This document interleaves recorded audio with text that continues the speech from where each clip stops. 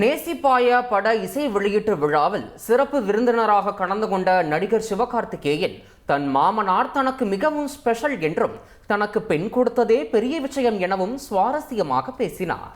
நம்ம லைஃப்பில் வந்து எல்லா உறவுகளையுமே வந்து நம்ம அதிகமாக எங்கேயாவது ஒரு சான்ஸ் கிடைக்கும்போது நம்ம பேசிடுவோம்.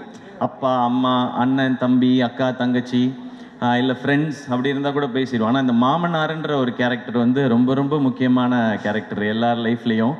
அது வந்து நிறைய பேருக்கு ரொம்ப ஸ்பெஷலான ஒரு உறவாக இருக்கும். அது ஆகாஷ் பிரதர் உங்களுக்கு அப்படி அமைஞ்சிருக்கு.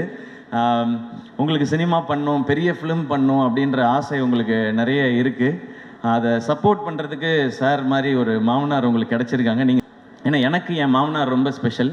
எனக்கு பொண்ணு கொடுத்ததே பெரிய விஷயம். ஏன்னா நான் என்னோட தாய் மாமா தான் அவங்க. இருந்தாலும் எனக்கு வந்து நிரந்தரமான வேலையோ அதெல்லாம் எதுவும் இல்லை. டெலிவிஷனில் இருந்த காம்பேரர் ஒரு எபிசோட் பண்ணால் 4500 ரூபாய் கிடைக்கும், பரவாயில்ல. ஆனால் எங்கள் மாமனார் என்ன சொன்னார்னா, அவன் ஏதோ ஒன்று பண்ணணும்னு நினைக்கிறான், மெட்ராஸ்க்கு போய் சர்வே பண்ணுறதே பெரிய விஷயம், அவன் சினிமாவுக்கு போகணுன்னு நினைக்கிறான், சப்போர்ட் பண்ணுவோன்னு சொன்னாங்க.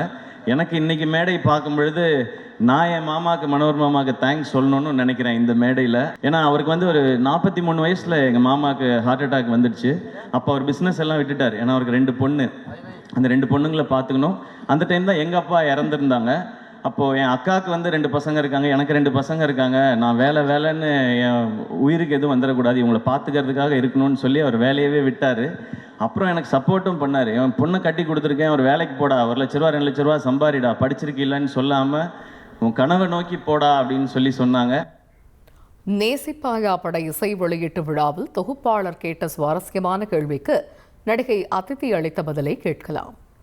ஆக்சுவலாங்க பொங்கலுக்கு எப்பயுமே வந்து குடும்ப படம் வரும். ஆனால் இந்த பொங்கலுக்கு உங்கள் குடும்பத்தில் இருக்க எல்லார் படமும் வருது. ஃபார் எக்ஸாம்பிள் அப்பாவுடைய கேம் சேஞ்சர் வருது, ஸோ உங்களுடைய நேசிப்பாயா வருது. நினச்சேன் என்னடா கேட்கல அப்படின்னு. என்ட்ராகும் போது கூட 2-3 பேர் சொல்லிக்கிட்டே வந்தாங்க.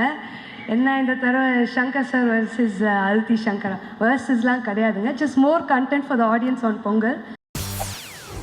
செய்திகளை உடனுக்குடன் தெரிந்து கொள்ள உடனே சப்ஸ்கிரைப் பண்ணுங்க.